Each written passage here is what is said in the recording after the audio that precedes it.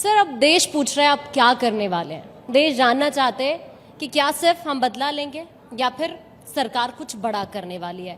आपसे सवाल आज मैं एक मंत्री के तौर पर नहीं लूंगी सर, देश के आम नागरिक के तौर पर इस तरह की घटनाओं में किस तरह का हश्र होना चाहिए, किस तरह से बदला लेना चाहिए सर? देखिए, सर्वप्रथम भारत 24 का मैं धन्यवाद करता हूँ।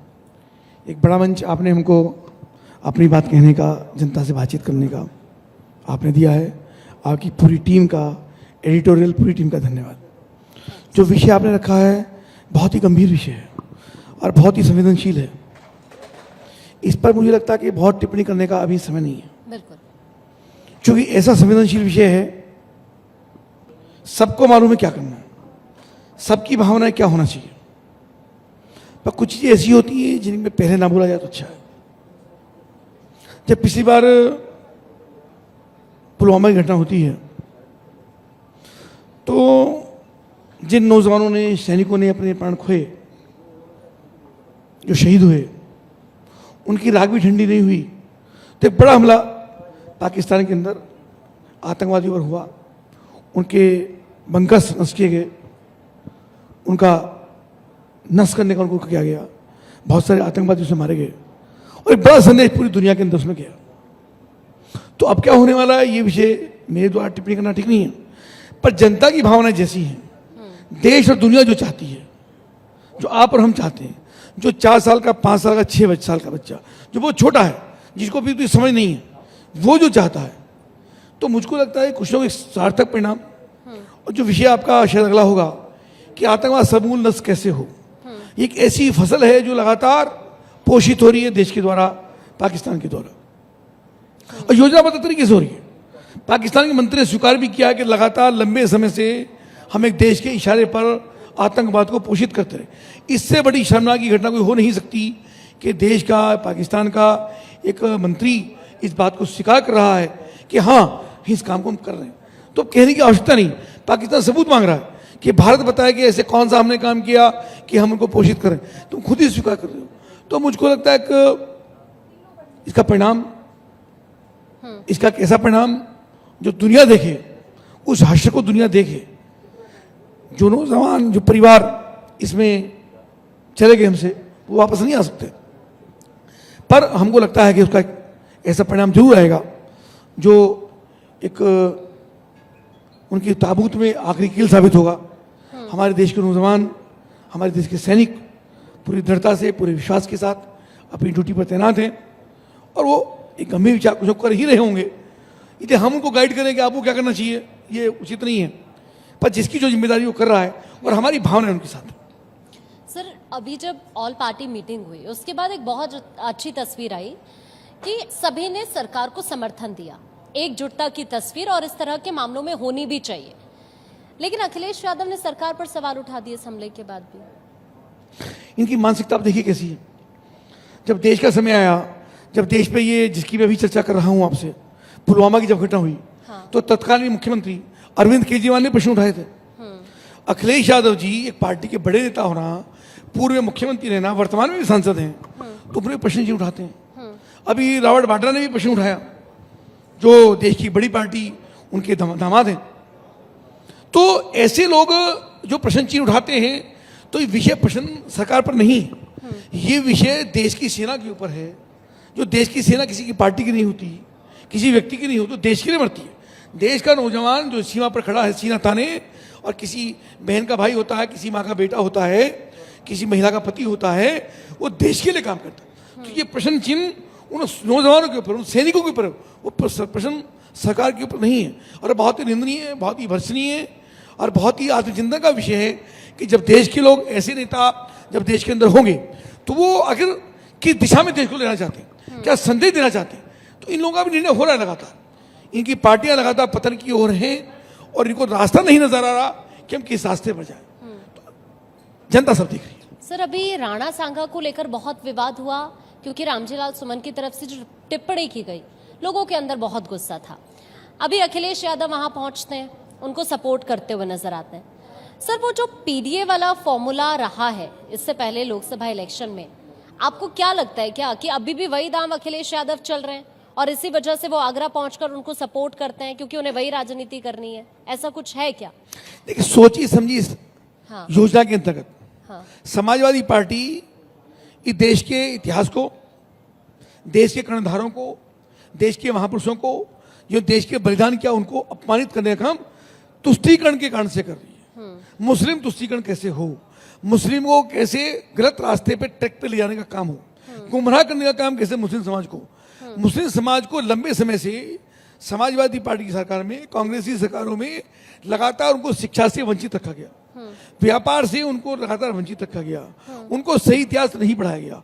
और अब रामजी लाल सुमन जैसे लोग जब संसद के अंदर एक क्रांतिकारी पर, राष्ट्रभक्त के ऊपर, देश के लिए प्राणों की आहुति देने वाले एक व्यक्ति के ऊपर, नौजवान के ऊपर, सैनिक के ऊपर अगर टिप्पणी करने का काम करते, जो लोग महापुरुष हुए उनकी समाज के लिए काम नहीं किया।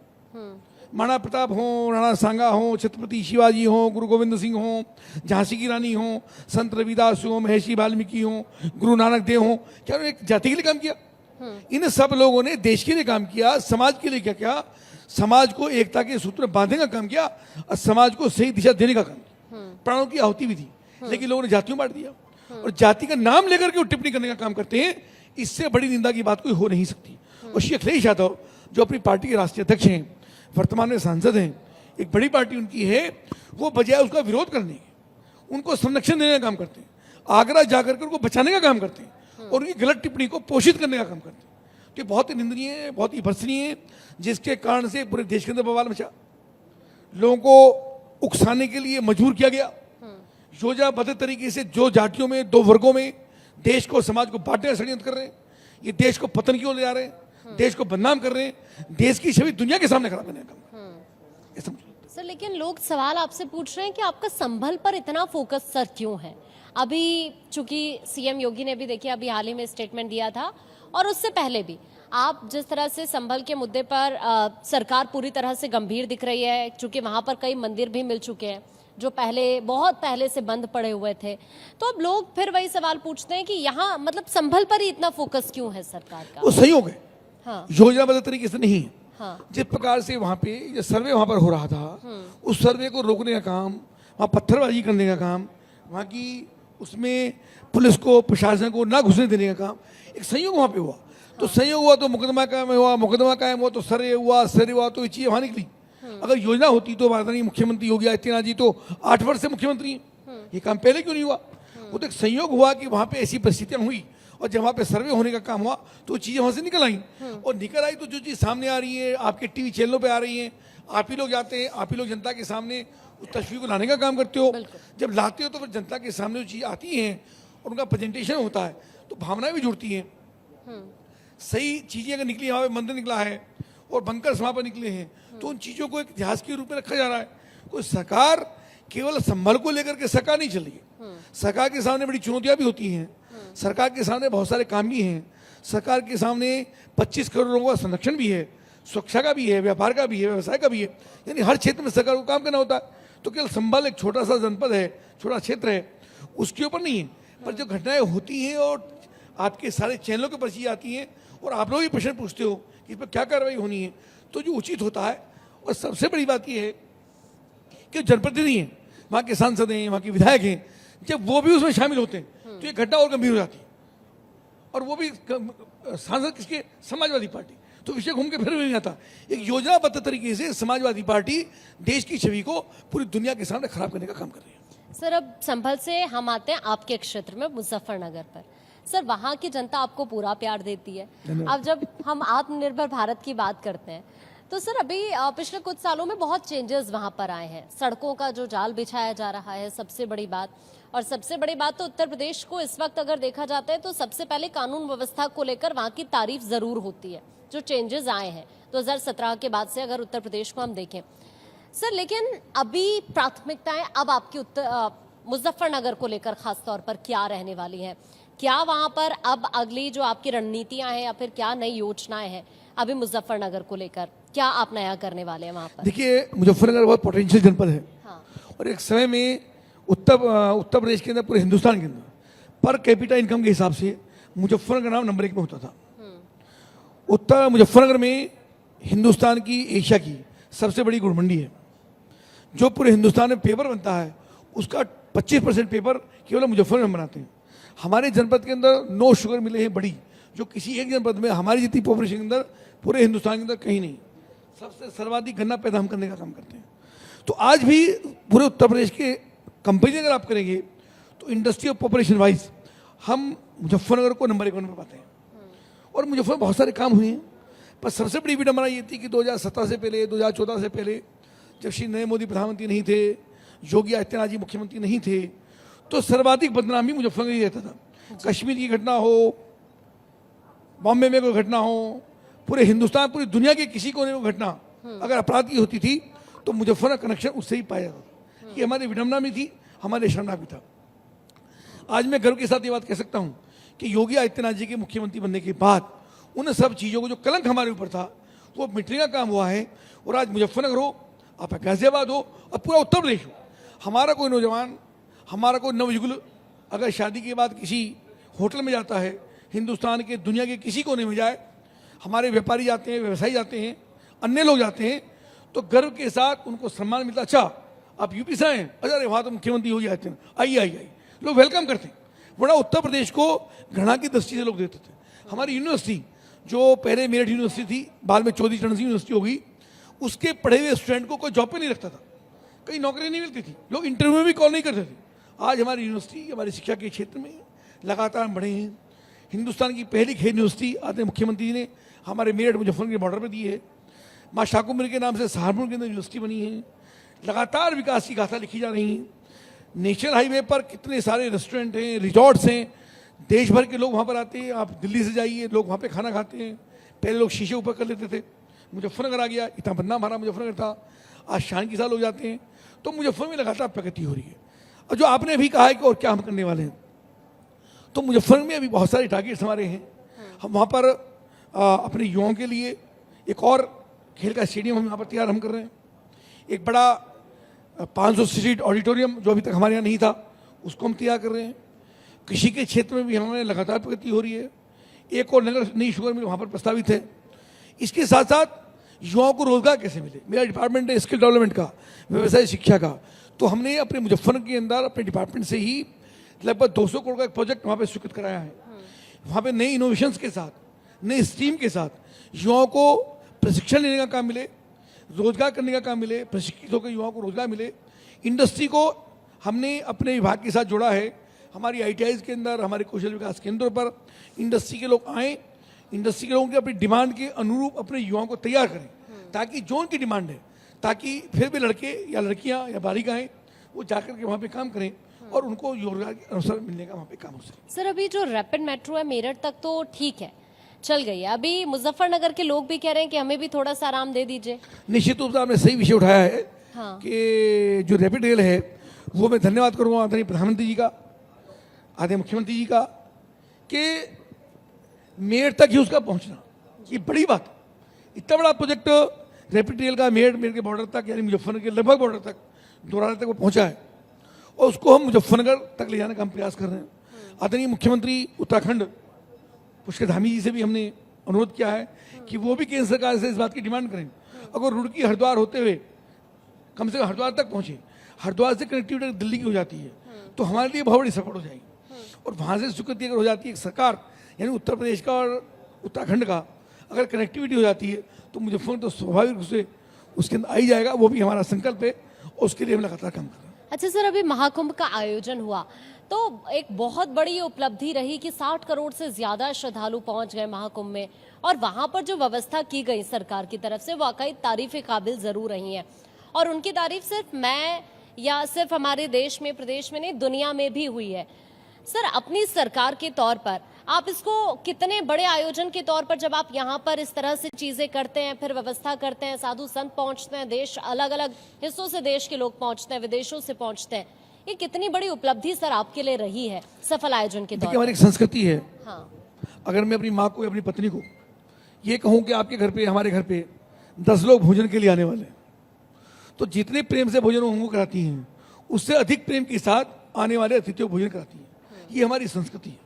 वसुधैव कुटुंबकम, पूरी वसुधा हमारा परिवार है, पूरा वसुधा हमारा कुटुंब है, उसके नाते हम सबको सम्मान करते हैं। तो आदरणीय मुख्यमंत्री योगी आदित्यनाथ जी ने देश के यशस्वी प्रधानमंत्री नरेंद्र मोदी जी ने कुंभ को केवल सरकार की जिम्मेदारी के रूप में नहीं लिया, उसको सरकारी आयोजन के रूप में नहीं लिया, उन्होंने उसको अतिथि देवो भव, अतिथियों का कैसे आतिथ्य सत्कार हो, उनको असुविधा ना हो, उनको दिक्कत ना हो, महिलाएं, बच्चे, बुजुर्ग, 90 वर्ष की महिलाएं जो चल नहीं सकते थे, जो पता ही नहीं कहाँ जाना है, उनका ना सबकी सिफारिश नहीं होती, सबके पास टेलीफोन नंबर नहीं होते कि हमको कौन से आश्रम में जाना है, किस होटल में जाना, उनके पास नहीं था। उन सबकी शानदार व्यवस्था करना। मुख्यमंत्री हर 8वें दिन महाकुंभ में गए, सर्वे किया, हर बात को माइन्यूटली उन्होंने समीक्षा करके, उनकी मॉनिटरिंग करके, हर चीज़ को अपनी आंखों के सामने उसका इंस्पेक्शन किया। मैं साधु संतों का भी धन्यवाद करूंगा कि साधु संतों की फैक्ट्रियाँ तो होती नहीं है, पर समाज के लिए ही काम करते हैं, समाज के द्वारा ही काम करते हैं। समाज ने ही पैसा दिया, लेकिन व्यवस्थाएं उन्होंने बनाई। कम से कम 250-300 बड़े शिविर पूरे महाकुंभ के अंदर थे, छोटे तो बहुत सारे थे। उनके अंदर सबका आना जाना, रहना, भोजन, शौच, आवास, 2 दिन 3 दिन, और सबको व्यवस्थाएं, और सारी रात भंडारे चलते थे। उनको फिर गंगा तक लेके जाना, उनकी व्यवस्था कराना, और सारी रात लोग सोए नहीं। तो ऐसे श्रद्धा भाव के साथ जब लोगों ने किया, और साधु संतों का समागम, हमारे जो नागा साधु हैं, अन्य शंकराचार्य हैं, महामंडलेश्वर हैं, यानी सब ने एक संस्कृति को पोषित करने के लिए, अपना जिम्मेदारी के लिए, यानी हमें, मैं दोबारा कहूँगा, सरकारी आयोजन में नहीं था, कोई भावनात्मक आयोजन था। माँ गंगा की पवित्रता, माँ का संगम और माँ गंगा का आशीर्वाद। तो गंगा का आशीर्वाद हुआ, धरती माता का आशीर्वाद हुआ, हम धरती को नमन करते हैं, सूर्य को प्रणाम करते हैं, सूर्य को अर्घ देने का हम काम करते हैं। तो इन सबकी ऊर्जा, सबकी ताकत ने इस महाकुंभ को इतना शानदार बनाने का काम किया। तो पूरी दुनिया के अंदर भारत की और उत्तर प्रदेश और केंद्र सरकार की प्रशंसा हो रही है, और हम सब एक दूसरे को बधाई दे रहे हैं। उसमें आपका भी योगदान है, मेरा भी योगदान है, जितने श्रोता इसको सुन रहे हैं उन सबका योगदान है, हिंदुस्तान के प्रत्येक व्यक्ति का योगदान। सर, आपका डिपार्टमेंट थोड़ा सा अलग है, लेकिन आप सरकार का हिस्सा हैं, तो इसलिए मैं आपसे सवाल ज़रूर करूंगी। क्योंकि अभी क्या है ना, अगर हम काशी को देखें, हम अयोध्या को देखें, एक नई पहचान बन गई है विश्व के अंदर। फिर मथुरा की भी वैसी तस्वीरें दिखती हैं, फिर अगर सीतापुर चले जाएं तो वहां पर भी नैमिषारण्य को लेकर वैसी तस्वीर दिखती है। फिर मैं सहारनपुर आ जाती हूँ, पश्चिमी यूपी। लेकिन सर, अगर शाकुंभरी देवी के मंदिर की हम बात करें, भले ही यहाँ पर देखिए श्रद्धालु जरूर पहुंचते हैं, बट जो वैसा होना चाहिए उत्साह लोगों के अंदर माता रानी को लेकर या फिर धार्मिक स्थल को लेकर, वैसी चीजें वहां पर नहीं हो पा रही हैं सर। कुछ तो कमी जरूर है। चर्चा आपने की है भगवान श्री राम के मंदिर की, हाँ, वाराणसी की, नैमिषारण्य की, और बहुत सारे तीर्थ हैं। हाँ, आपने चर्चा कर ली। शाकुंभरी तो लगातार जुड़े हैं, हमारी कुलदेवी हैं। हाँ, पर हुआ क्या कि शाकुंभरी देवी पे जो परिवार है, हाँ, जो वहाँ का संचालन करता है, वो लगातार कोई ना कोई व्यवधान पैदा करने का काम करता रहा। उन्होंने उसको इतना आविष्कार उसका नहीं होने दिया जितना वहाँ पे होना चाहिए था। पर आदरणीय मुख्यमंत्री योगी आदित्यनाथ जी ने दृढ़ता के साथ वहाँ पे उसको अंगीकार भी किया, उसको स्वीकार भी किया, उसके लिए बजट भी स्वीकृत किया। और अभी आप आइए, वहाँ पे बहुत सारे काम आपको होते नजर आएंगे। शानदार पुल वहाँ पर बन रहे हैं, सड़कें वहाँ पर बन रही हैं, लगातार वहाँ पे काम चल रहा है। और अभी 3 तारीख को हमारा भी, अब मैं आपको आमंत्रित करता हूँ, 3 तारीख को हमारी ओर से वहाँ पर भंडारा है, और बहुत सारे भंडारे वहाँ पर होते हैं, बहुत लोग जाते हैं। तो वहाँ पे आज लगातार और कम से कम 250 करोड़ के काम वहाँ पर या तो चल रहे हैं या प्रस्तावित हैं, होने वाले हैं, और बहुत तेजी के साथ वहाँ पे गति का काम चल रहा है। और हमारे शुक्तीर्थ में भी, जो हमारे जनपद मुजफ्फरनगर में है, उसको भी शुक्तीर्थ विकास परिषद बना करके आदरणीय मुख्यमंत्री जी ने उसको पोषित करने का काम किया। वहाँ भी चूंकि शुक्तीर्थ या श्रीमद् भागवत की उद्गम स्थली है जी, मान्यता है कि सुखदेव जी ने राजा परीक्षित को वहाँ पे भागवत कथा सुनाई, उनका वहाँ पर मोक्ष हुआ। तो ऐसा मिला करके शुक्तीर्थ को भी बहुत तेजी के साथ और भारत के पटल पर लाने का काम लगातार हो रहा है। जाहिर तौर पर सर बहुत बहुत शुक्रिया आपका, और हम यही उम्मीद करते हैं कि जो आप पश्चिमी यूपी को लेकर या मुजफ्फरनगर को लेकर आपका ड्रीम है वो ज़रूर पूरा हो। और जिस तरह से पहले के मुकाबले अगर आप देखें तो वाकई, मैं तो खुद वहीं से हूँ सर, तो मुझे पता है कि मैं एज अ एंकर नहीं, मैं बिल्कुल वहाँ की नागरिक होने के नाते ये देख रही हूँ कि वहाँ पर कितने चेंजेस अब आए हैं। आगे के लिए हमारी शुभकामनाएं। बहुत धन्यवाद, बहुत बहुत शुक्रिया सर। आप भारत 24 का बहुत धन्यवाद। Thank you so much sir.